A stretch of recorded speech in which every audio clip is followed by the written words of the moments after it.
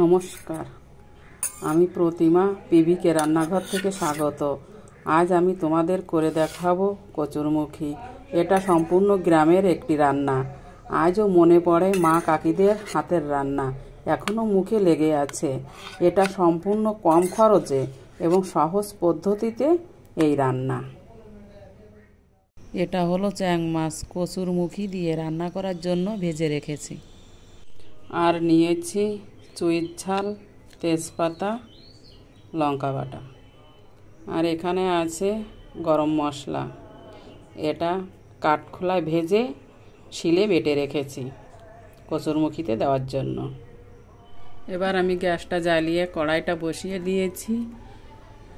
এবার তেল দিয়ে দেব। এটা হলো সরিষার তেল। আমার কড়াইয়ের তেলটা গরম হয়ে গেছে। এবার দিয়ে দেব কচুরমুখী। তারপর দিয়ে দেব নুন ও হলুদ কচুরমুখীটা ভাজার জন্য। একটা কথা বলা হয়নি, আমি কচুরমুখীটা আগে থেকে সিদ্ধ করে নিয়েছি প্রেসার কুকারে। কচুরমুখী আমার ভাজা হয়ে গেছে। এবার দিয়ে দেব উষ্ণ গরম জল। দেখো জলটা আমার ফুটে গেছে। এবার দিয়ে দেব স্বাদ মতো নুন এবং হলুদ।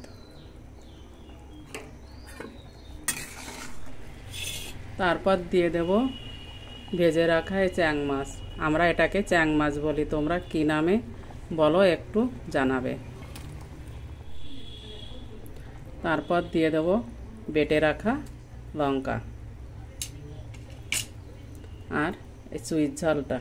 আমি তরকারিটা নামিয়ে নেব দ্বিতীয়বার ফোড়ন দেওয়ার জন্য। আমি কড়াইটা পরিষ্কার করে বসিয়ে দিয়েছি আবার উনুনে। এবার আমি আবার একটু তেল দিয়ে দেব।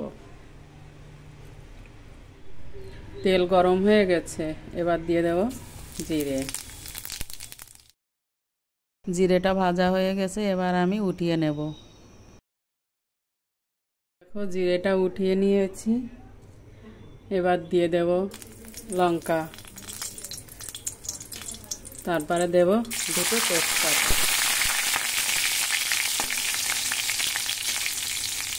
ব্রাউন কালার হয়ে এসেছে। এবার আমি তুলে রাখা তরকারিটা।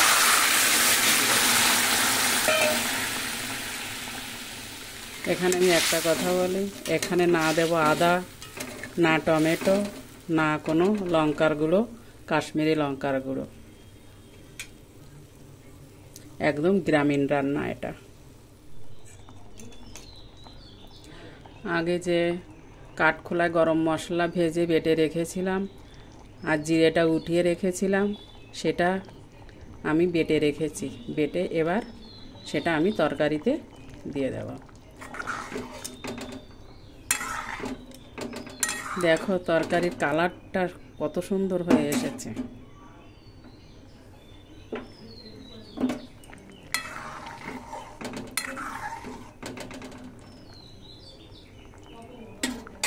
জিরেটা এভাবে তুলে যদি পরে দেওয়া হয় তা গন্ধটা ভালো থাকে আর ভালোও হয়।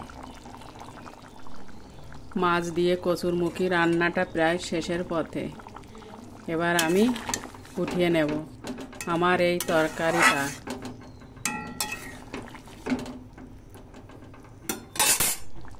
নমস্কার, আমার এই রান্নাটা যদি ভালো লেগে থাকে তাহলে লাইক, কমেন্ট, শেয়ার ও সাবস্ক্রাইব করে পাশে থাকো।